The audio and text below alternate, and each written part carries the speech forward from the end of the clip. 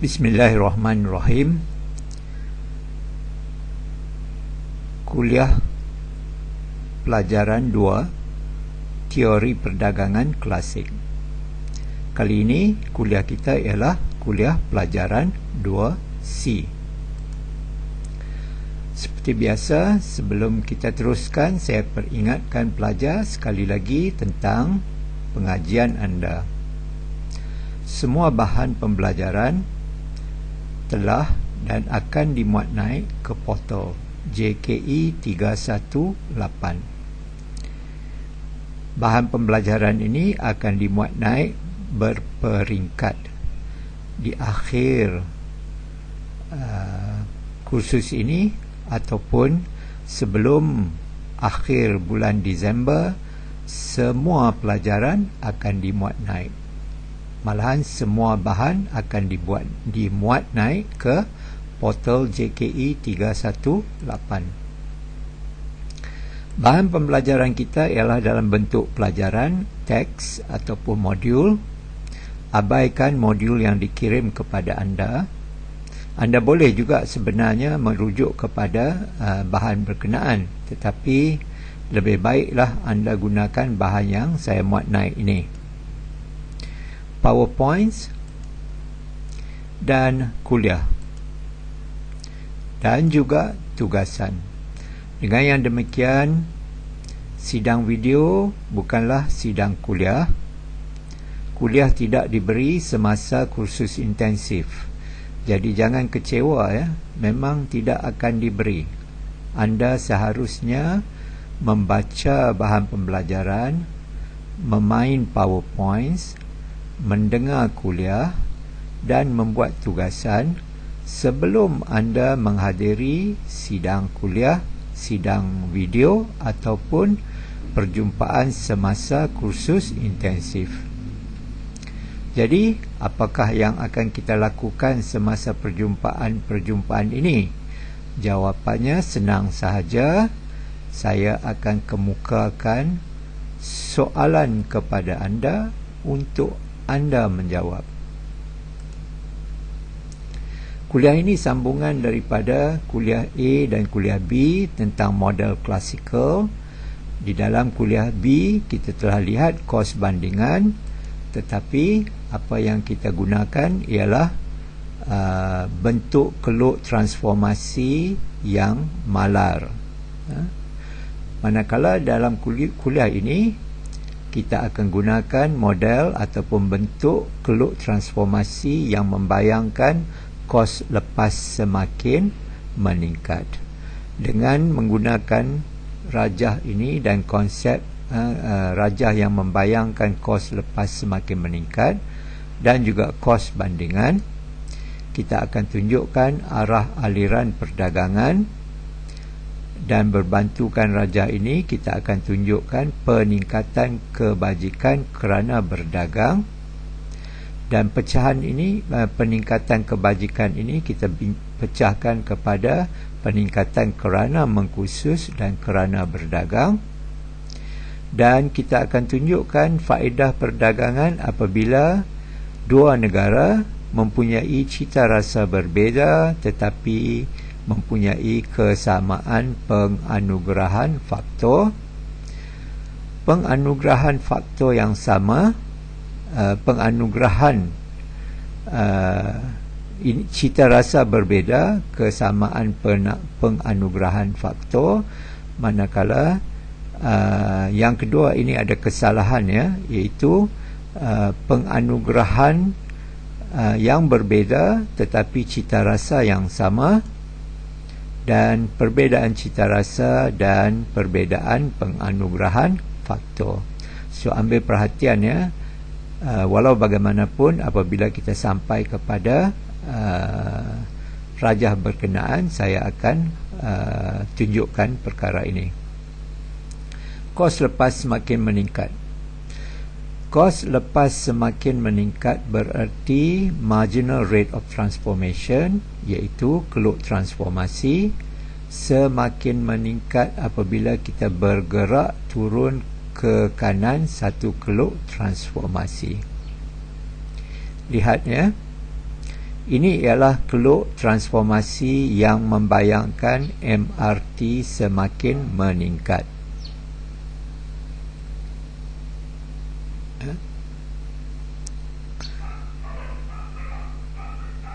Apabila kita bergerak turun ke kanan satu keluk transformasi. Jadi kita bermula dari titik sini, katakanlah ada satu MRT di sini. Apabila kita bergerak turun, MRT ini menjadi semakin tinggi, semakin garisannya menjadi semakin curam. Tanpa perdagangan, bererti negara ini tidak berdagang, pengeluaran akan berlaku di titik A dan semestinya lah penggunaan juga berlaku di titik A. Lihat ya, di rajah ini titik A berada di atas keluk transformasi. Titik A ini sentuh dengan garisan ini, dan garisan ini mengukur harga relatif X di negara A. Harga relatif X juga mengukur marginal rate of transformation. A juga terletak di atas keluk sama puas ini, dan A sentuh dengan garisan sentuh PXPM ini, dan garisan sentuh ini juga mengukur marginal rate of substitution. Semuanya ini telah ditunjukkan dalam pelajaran 1 ya, konsep MRT, MRS dan harga relatif. Keperluan mereka perlu sama untuk mencapai keseimbangan. Jadi di titik A, marginal rate of transformation iaitu sudut garis keluk transformasi sama dengan marginal rate of substitution, garisan sentuh keluk puas sama masyarakat, dan ianya sama dengan harga relatif di pasar. Maksudnya di sini ialah harga relatif yang dihadapi oleh pengeluar digambarkan oleh MRT, dan harga relatif yang dihadapi oleh pengguna digambarkan oleh keluk sama puas ini, marginal rate of substitution ini, mestilah sama ya. Kedua-dua pihak tidak boleh menghadapi harga relatif yang berlainan. Kalau berlainan, kita menghadapi keadaan tidak imbang, dan proses penyesuaian pasar akan berlaku yang akan mengimbangkan pasar. Pertimbangkan rajah ini. Andaikan negara A negara kecil. Negara kecil bererti ia penerima harga di pasaran dunia, dan harga relatif X di pasaran dunia ialah PXPMW. Perhatikan di dalam pautan PowerPoint dan nota, tanda di sini ialah A sebenarnya ia adalah PW. Andaikan harga relatif di pasaran di dunia ditunjukkan oleh cerun garisan ini ya. Garisan ini boleh saya letak di mana-mana ya, asalkan ianya lebih curam daripada harga relatif X di dalam negara. Dan kita telah tunjukkan dalam pelajaran 2 B bahawa sekiranya harga relatif komoditi di sebuah negara kurang daripada harga relatif komoditi yang sama di negara asing, negara ini mempunyai kebaikan bandingan dalam pengeluaran komoditi berkenaan.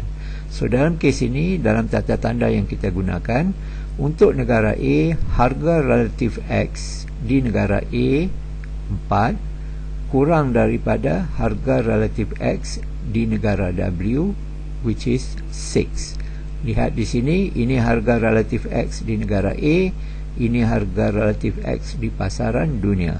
Sudut garisan ini kurang daripada sudut garisan ini.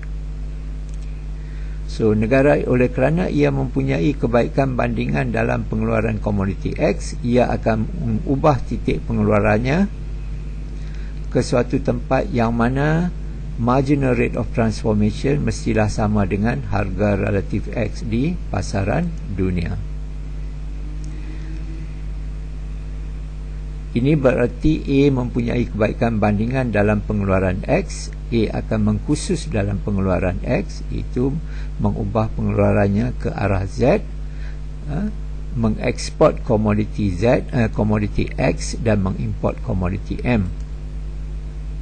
Di manakah titik penggunaan? Titik penggunaan mestilah terletak di satu tempat yang mana marginal rate of substitution mestilah sama dengan harga relatif X di pasaran dunia. Jawapannya ialah B.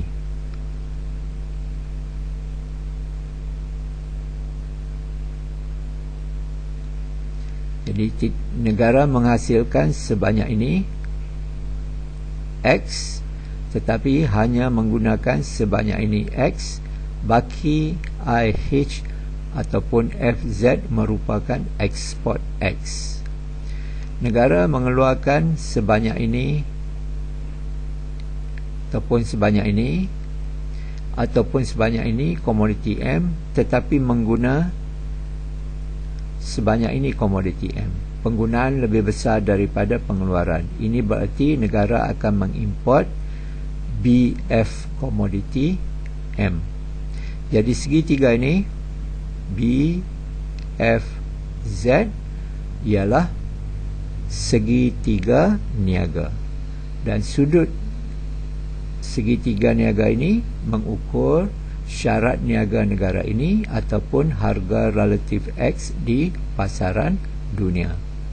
Sekarang kita ingin tunjukkan bahawa pergerakan ataupun peningkatan kebajikan daripada yang ditunjukkan oleh Keluk Samopuas U1 ini ke kebajikan yang ditunjukkan oleh Keluk Samopuas U3 ini boleh dipecahkan kerana negara berdagang dan kerana negara mengkhusus.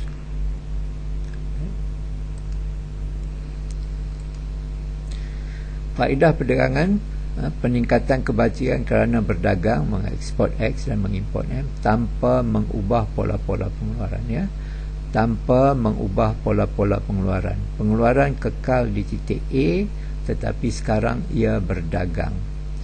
Sekiranya pilihan ini meningkatkan kebajikan masyarakat, maka peningkatan kebajikan masyarakat mestilah kerana negara ini berdagang. Sebelum berdagang, pengeluaran di titik A. Ini harga relatif X di pasaran dunia. Lihat PX, harga relatif X negara A kurang daripada harga relatif X di negara asing di dunia. Negara A mempunyai kebaikan bandingan dalam pengeluaran X. Ia seharusnya menambahkan pengeluaran X. Tetapi oleh kerana kita ingin tunjukkan faedah perdagangan ini, andaikan ia kekalkan pengeluarannya di titik A, tetapi ia berdagang. A boleh berdagang dan mencapai kepuasan di titik C. Jadi saya gerakkan garisan ini supaya ia memotong di titik A untuk menentukan titik penggunaan yang baru di titik C. Dan saya dapat lihat di sini bahawa tanpa mengubah pengeluaran, dengan mengekalkan pengeluaran di titik A, negara ini boleh mencapai titik penggunaan C. Titik penggunaan ini terletak di Keluk Samopuas yang lebih ke kanan. Ini berarti negara hanya menggunakan komoditi X sebanyak ini. Jadi yang bakinya JD ataupun GA bolehlah digunakan untuk mengimport komoditi M sebesar GC. Lihat penggunaan M ialah CJ, pengeluaran M ialah GJ. Perbezaannya CG mestilah diimport daripada negara asing. Dan kadar import dan ekspor ini samalah dengan harga ataupun pada kadar pertukaran yang sedang wujud di pasaran dunia, iaitu PX/PM. Segitiga niaga ialah CGA.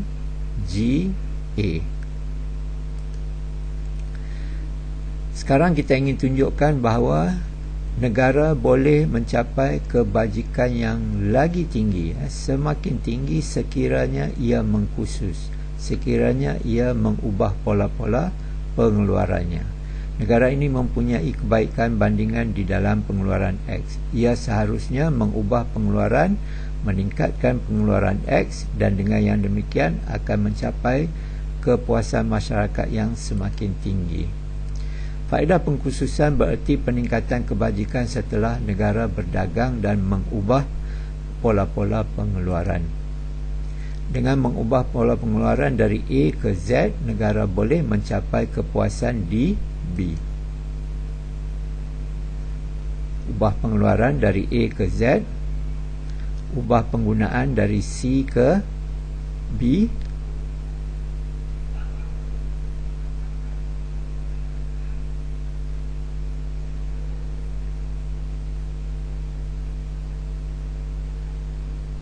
pengeluaran di Z, ini pengeluaran X, ini pengeluaran M, ini penggunaan M, ini penggunaan X. Jadi pergerakan titik dari C ke B merupakan peningkatan kebajikan kerana mengkhusus dan berdagang. Segitiga niaga ialah BFZ. Anda boleh mainkan PowerPoint ini untuk meningkatkan kefahaman anda, ya. Di dalam rakaman ini saya telah mainkan PowerPoint ini. Anda juga boleh mainkan PowerPoint ini untuk mendapat kefahamannya. Kita pilih 3 kes, ya. Kes pertama kita ingin tunjukkan, ataupun kita boleh majukan soalan. Kita majukan soalan sekiranya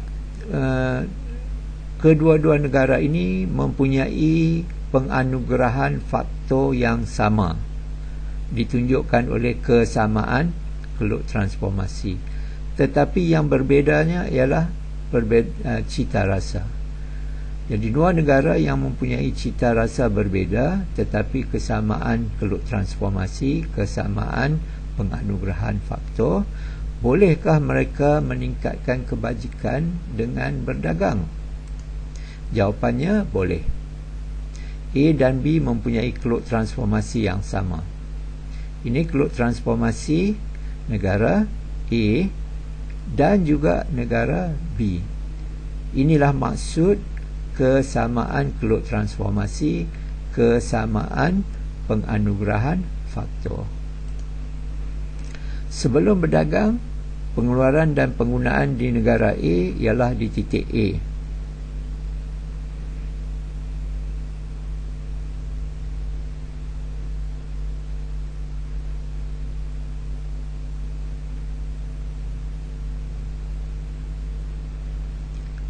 Mainkan PowerPoint anda. Sebelum berdagang, pengeluaran dan penggunaan di negara B ialah di titik B.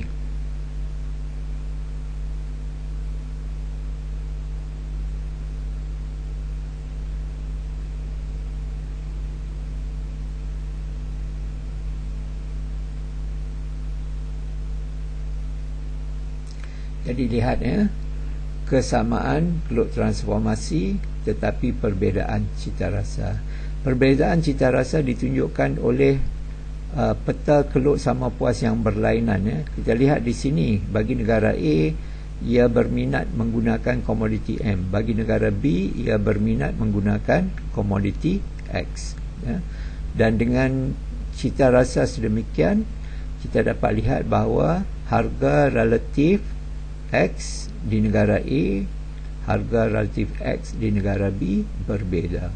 Sekiranya berwujudnya perbezaan harga relatif, maka salah sebuah negara ini mempunyai kebaikan dalam M dan negara yang kedua mempunyai kebaikan di dalam komoditi X. Kita lihat di sini, PX PM negara A kurang daripada PX PM negara B.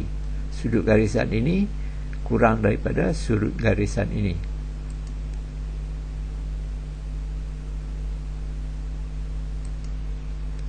Ini berarti A mempunyai kebaikan bandingan dalam X akan mengubah titik pengeluaran ke C dan titik penggunaan ke A dash. Sekiranya ia mempunyai kebaikan bandingan dalam X, ia akan meningkatkan pengeluaran X.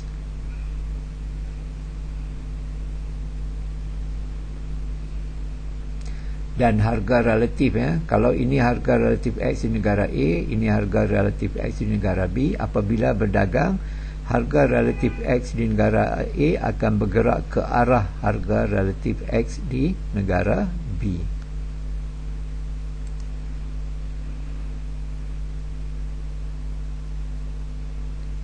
Ia milih titik penggunaan di A dash.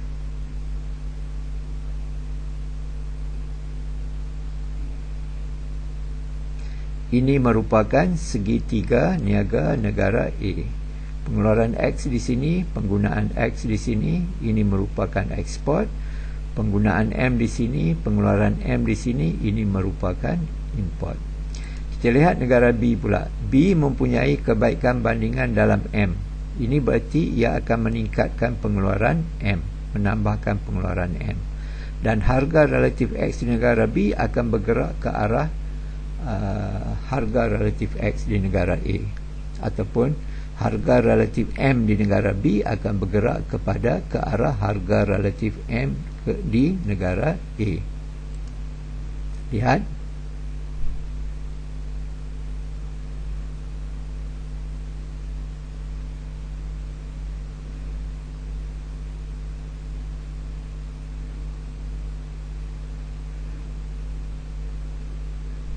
Titik penggunaan di B dash, pengeluaran X lebih besar daripada penggunaan X. Pengeluaran M lebih besar daripada penggunaan M. Jadi ini merupakan segitiga niaga negara B. Jika dilukis dengan betul, segitiga ini A dash W C mestilah sama dengan C V B dash. Bermakna jarak ini mesti sama dengan jarak ini mesti sama dengan jarak ini. Segitiga niaga negara A, segitiga niaga negara B. Dan harga relatif disamakan.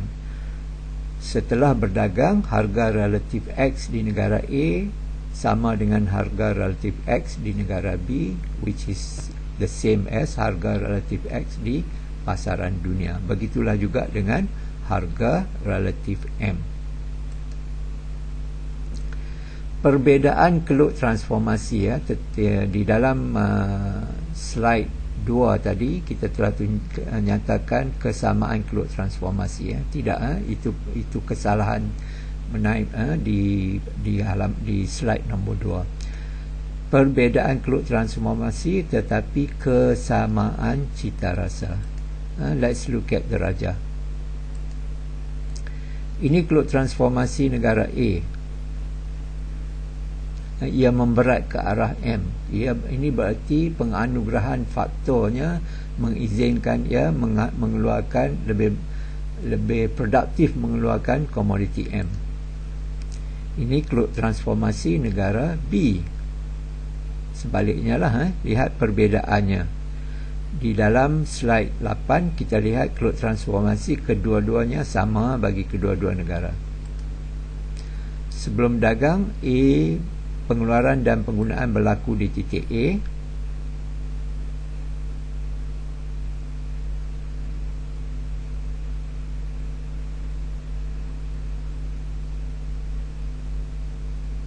Penggunaan sama dengan pengeluaran. Sebelum berdagang, pengeluaran dan penggunaan berlaku di titik B.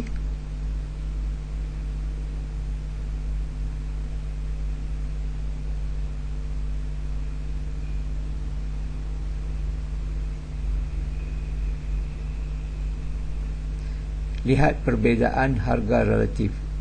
PXPM negara B, PXPM negara A. PXPM negara A lebih besar daripada PXPM negara B.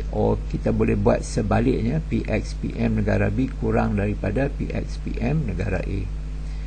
Ini berarti diberi ketidaksamaan seperti ini, A mempunyai kebaikan bandingan dalam pengeluaran M. Ia akan mengubah titik pengeluaran ke A dash dan titik penggunaan ke A star. Ini berarti A akan menambahkan pengeluaran komoditi M. Ia cekap di dalam pengeluaran komoditi M.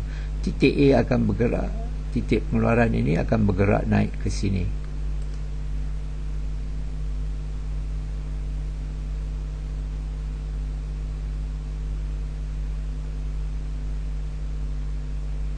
Titik pengeluaran, di manakah titik penggunaan? Di sini ya.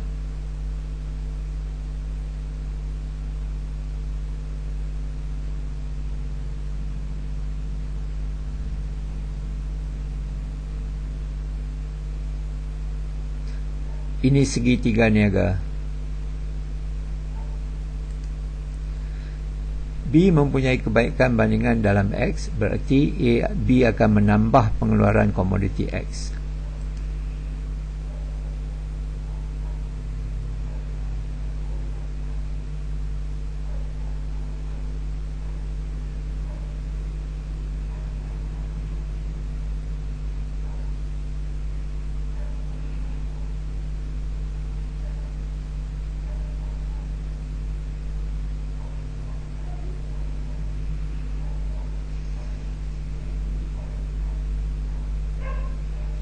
Ini segitiga niaga negara B.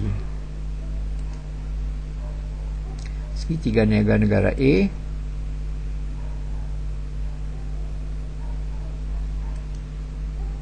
Segitiga niaga negara B.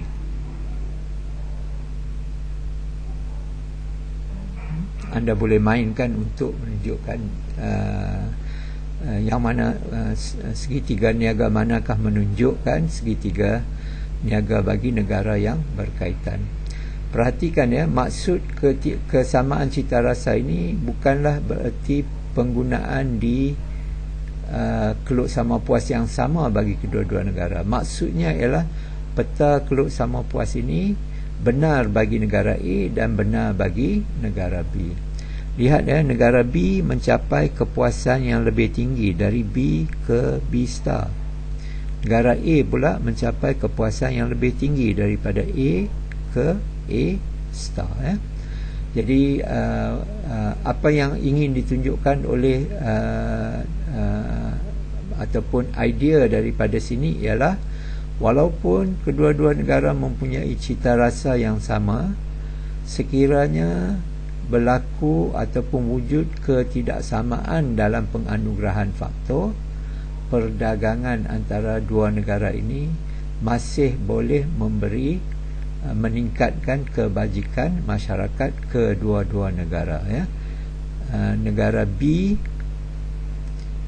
daripada U3AB kepada U4AB, manakala negara A daripada U1AB ke U2AB. Harga relatif, lihat ya, garisan merah ini dengan garisan merah ini adalah selari. Ini bererti kedua-dua negara mempunyai harga relatif yang sama ya. Harga PX, PMW ini sama untuk negara A, sama untuk negara B. Idea ketiga ialah perbezaan keluk transformasi, perbezaan cita rasa, ataupun dalam bentuk soalan, bolehkah dua negara yang mempunyai cita rasa yang berbeza dan keluk transformasi ataupun penganugerahan faktor yang berbeza meningkatkan kebajikan masyarakat masing-masing dengan berdagang? So itu apa yang ingin disampaikan oleh slide nombor 10. A dan B mempunyai keluk transformasi yang berbeza. Negara A, negara B. Sekali lagi, anda boleh mainkan PowerPoint ini. Sebelum berdagang, pengeluaran di titik A,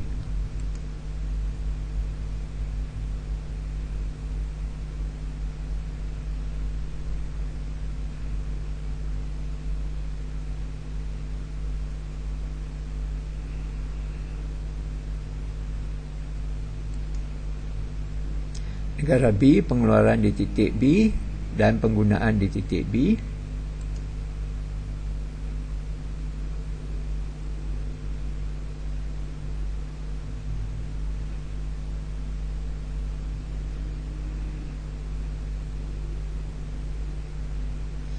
Lihat di sini perbezaan keluk transformasi yang berbeza, perbezaan cita rasa. Negara A memberat ke arah M, negara B memberat ke arah X. Jadi peta keluk sama puas untuk negara A dan untuk negara B berbeza. Berlainan daripada slide nombor 10 tadi, yang mana peta keluk sama puas adalah sama bagi kedua-dua negara. Perhatikan, A dan B mempunyai keluk bersama yang berbeza.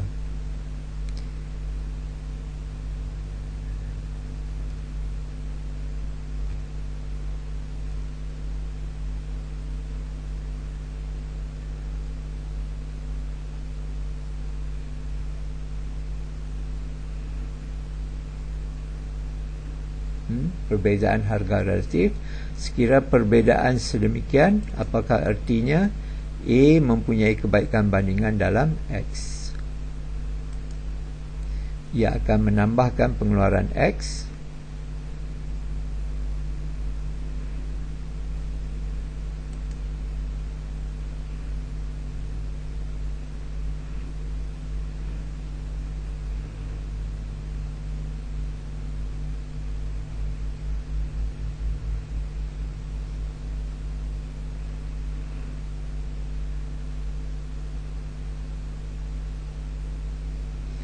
peningkatan kebajikan U1A ke U2A bagi negara A.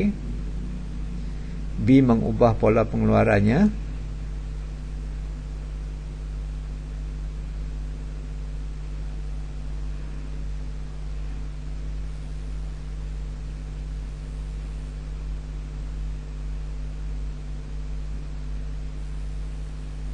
dari B ke B star.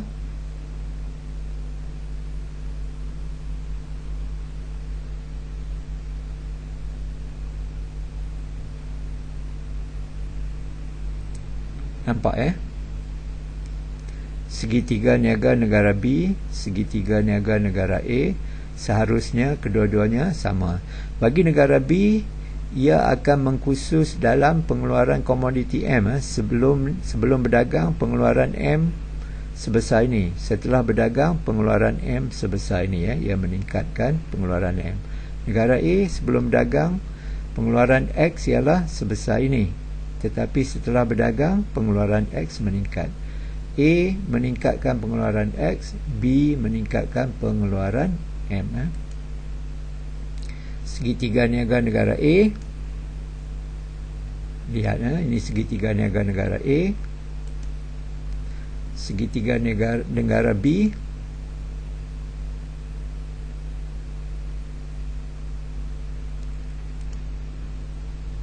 Harga relatif sama di kedua-dua negara. Sekarang garisan merah ini menunjukkan harga relatif X di negara A dan di negara B. Jadi perdagangan antarabangsa akan menyamakan harga relatif di kedua-dua negara. So dengan itu berakhir kuliah bagi pelajaran 2. So sekali lagi, terdapat 3 kuliah pelajaran 2, kuliah pelajaran 2A, pelajaran 2B dan pelajaran 2C. Bahan teks sudah dimuat naikkan, PowerPoint juga telah dimuat naik, dan kuliah juga akan dimuat naik. Jadi sekiranya anda mungkin ingin memulakan dengan memainkan PowerPoint ini, PowerPoint ketiga-tiga bahan, dan kemudian ikutilah kuliahnya, dan mungkin yang ketiga rujuk kepada modul yang saya naikkan. So sekali lagi, abaikanlah modul yang telah dikirim, sebab tulisannya agak kecil, walaupun ideanya sama, tidak ada perbezaan idea, tapi saya rasa lebih sesuai mempelajari bahan idea-idea dalam kursus ini dengan merujuk kepada pautan-pautan yang diletakkan di portal JKE 318. So dengan itu saya ucapkan selamat belajar kepada pelajar. Jika anda tidak belajar, anda tidak akan berjaya. So kita mungkin terpaksa berjumpa sekali lagi pada tahun hadapan.